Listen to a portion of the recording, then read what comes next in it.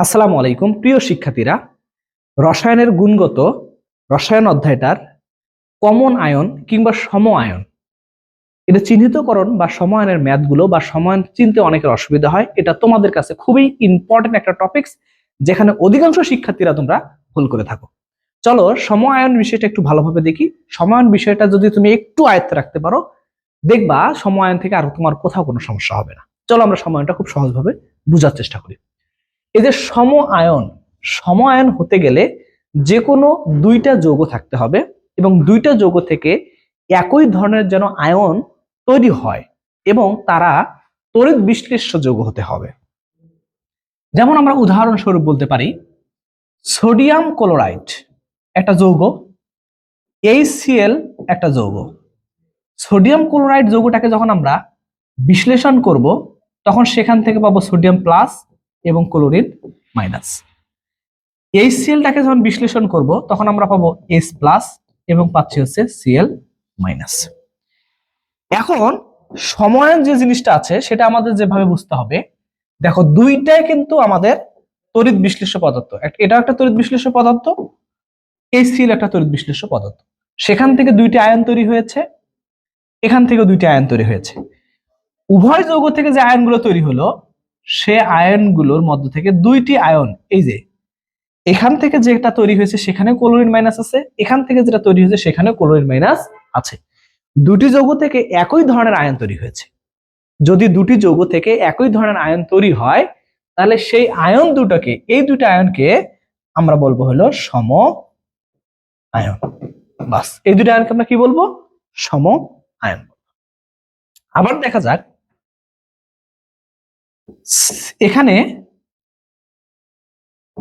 NH4Cl, এটাকে যদি আমি ভেঙে দেই তাহলে আমি এখানে পাবো NH4 প্লাস এবং পাবো কি Cl মাইনাস।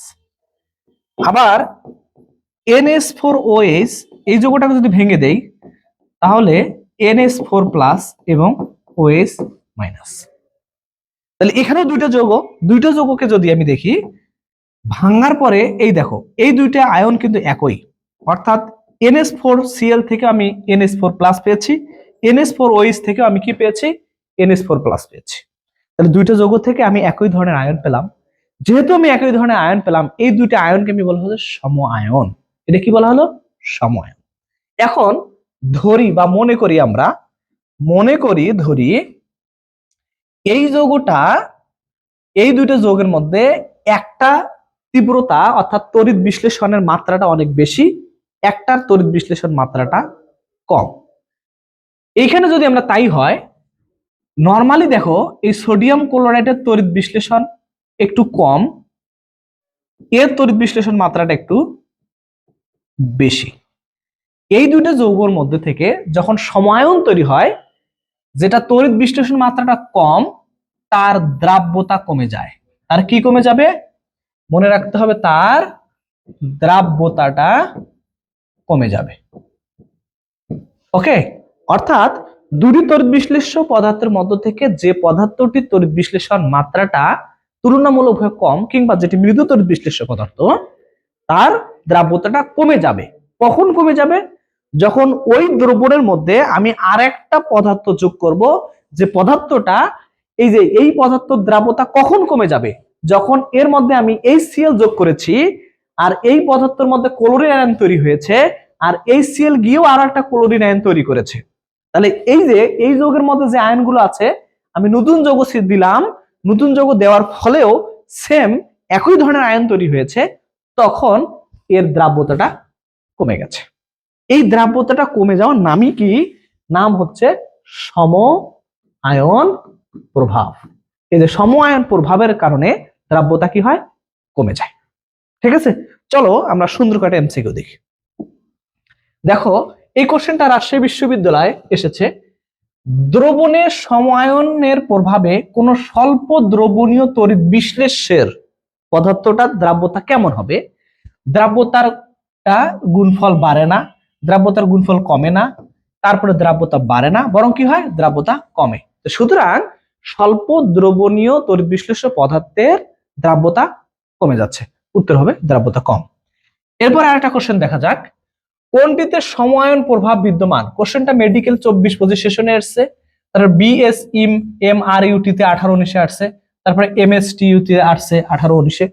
তাহলে ইম্পর্টেন্ট একটা কোশ্চেন, আমরা কোশ্চেনটাতে দেখি কোনটিতে সময়ন প্রভাব বিদ্যমান আছে। এই যে যদি আমরা দেখি 1 নম্বর কোশ্চেনটা, যে 1 নম্বর যেটা আছে এখানে H2S কে ভেঙে ফেলো, তুমি দুইটা H+ পাচ্ছ এবং H2- পাচ্ছ, এবং HCl কে ভাঙো, তুমি কি পাচ্ছ? H+ পাচ্ছ এবং Cl- পাচ্ছ। আবার বিটাকে যদি ভাঙাই তাহলে আমরা পাচ্ছি সোডিয়াম ক্লোরাইডকে ভাঙলে পাবো সোডিয়াম প্লাস এবং ক্লোরিন মাইনাস। আবার CH3 Cl টাকে যদি ভাঙাই তাহলে এটা কিন্তু তৈরি হচ্ছে না, এটা ভাঙে না। আবার এইটাকে যদি আমি ভাঙানোর চেষ্টা করি অর্থাৎ সি নাম্বারটাকে, তাহলে CH4টাকে আমি কিন্তু ভাঙাইতে পারতেছি না, তবে HCl টাকে ভাঙালে আমি কিন্তু H+ এবং Cl- পাচ্ছি। এবং ডিটাকে যদি আমি ভাঙাই তাহলে আমি কিন্তু এখানে ক্যালসিয়াম ক্লোরাইডকে ভাঙাইতে পারতেছি, অর্থাৎ আমার ক্যালসিয়াম 2+ হচ্ছে এবং ক্লোরিন মাইনাস হচ্ছে। কিন্তু পরেরটা যেটা আছে C6H5Cl, একে কিন্তু আমি ভাঙাইতে পারতেছি না। কেন পারতেছি না? খুব ভালোভাবে বুঝতে হবে। আমার এই বি অপশনটাতে সোডিয়াম ক্লোরাইড আছে, এটা একটা আয়নিক যৌগ, এটি দ্রবণে আয়ন তৈরি করে। কিন্তু এখানে CH3Cl আছে, এই যৌগে কার্বন আছে, আর কার্বন বিশিষ্ট যৌগগুলো সাধারণত পানিতে আর্দ্র বিশ্লেষিত হলেও এটা হলো তড়িৎ বিশ্লেষিত হয় না। ঠিক আছে, তড়িৎ বিশ্লেষিত হবে না, তার মানে এইটা কোনো তড়িৎ বিশ্লেষ্য পদার্থ নয়।